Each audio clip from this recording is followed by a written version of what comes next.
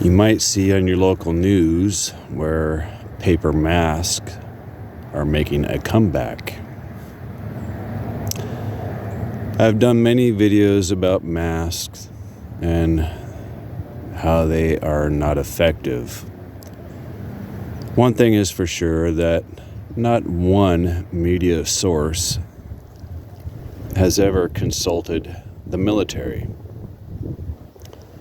At least in the United States Army, we have people that specialize in biological and chemical warfare. I was one of those people. We had to decide the best PPE for the level of threat, make chemical downwind prediction charts, meaning where an affected area may end up, so on and so forth. We trained in gas chambers with actual military-grade gas masks. Now, if you want to prove the effectiveness of your paper mask that they brainwash you into believing somehow protects you against a virus that you can smell a fart through, take a big handful of incense, the kind that you light, make your house smell or apartment smell real nice and clean and pretty, Take a handful of those, stick them in a coffee cup, light them on fire. Wait about 5 to 8 minutes. Make sure the shower door is closed. Make sure that room is nice and smoky.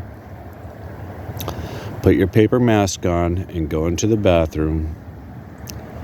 Put it on TV, make a video recording, and show us how effective your paper mask actually is. But I can tell you as a former NBC NCO that when we went into the gas chamber to actually train, a paper mask was not used. If a paper mask was actually effective against a virus, then that's what we would have trained with.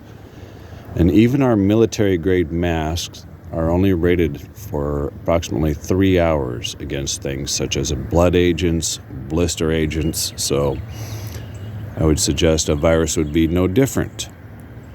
The downside to all this brainwashing is if by chance an actual very deadly virus was to be released, whether accidental or intentional, and you're believing that a paper mask is going to protect you, you are sadly mistaken. If you really feel the desire to protect yourself, then you should get a military-grade mask. Now, on a flip side of being compliant to when you go shopping or the airport or what have you, and you have to wear a mask, one of them silly paper masks, put it on. But as soon as you leave that building, whatever building it is, throw it in the trash. Do not save it. Do not reuse it. It is worthless. It becomes nothing more than a petri dish. And they know that. That's why they're trying to convince people, because people are lazy. Let's face the facts. People are lazy. They want to reuse something.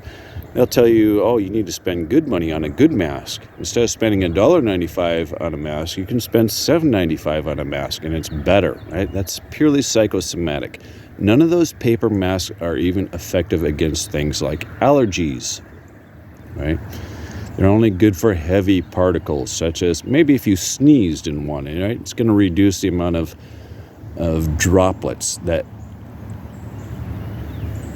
are in the air, right, from the person wearing a mask. It'll help slow that down, right? Paper masks are good for surgery, help prevent biological fluids from entering the patient's cavity when being operated on.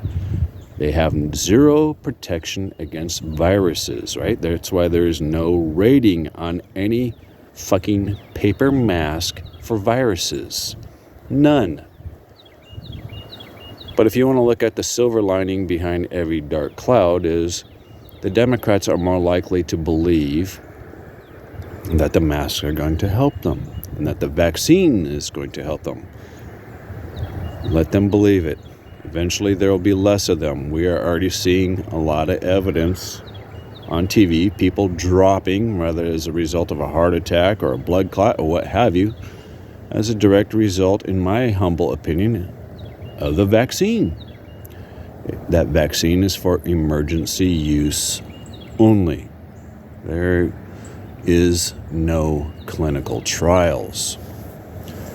The clinical trials are you, the people who volunteered to jump off the bridge because so-and-so jumped off the bridge, so I'm going to jump off the bridge, right? Though you, guinea pigs, are the clinical trials. All you have to do is search people dropping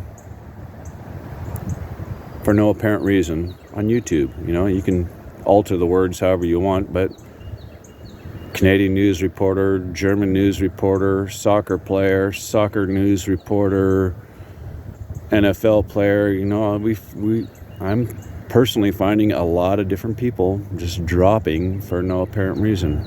And just to recap a little bit, test the effectiveness of your paper mask, light some incense, go into the bathroom about 5 minutes later, retest it.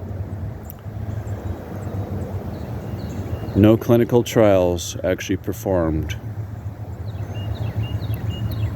on the vaccine. No double-blinded study was ever performed. Natural immunity is far superior than a man-made substance, right? Because once your body ingests a virus and you have a good immune system, it's going to recognize the virus in its entirety and have a better immune system response. Now, obviously, there are complications to that, such as if you had a recent transplant, you are HIV, you have cancer, blah, blah, blah, you are morbidly obese, kidney problems, what have you. There's obviously going to be complications, but for the average person, COVID has a 99.99% survival rating on a global scale. So why are they pushing the vaccine so hard? I would say it's because of crony capitalism and fear-mongering. They want you, the general public, to believe that something is far more serious than what it is. That way they can sell you a cure. The ultimate goal is to remove as many people from this planet as possible. That includes climate change. Have a good day. Oh, one more thing. Yes, there are going to be climate change lockdowns coming in the future. Fasten your seatbelts.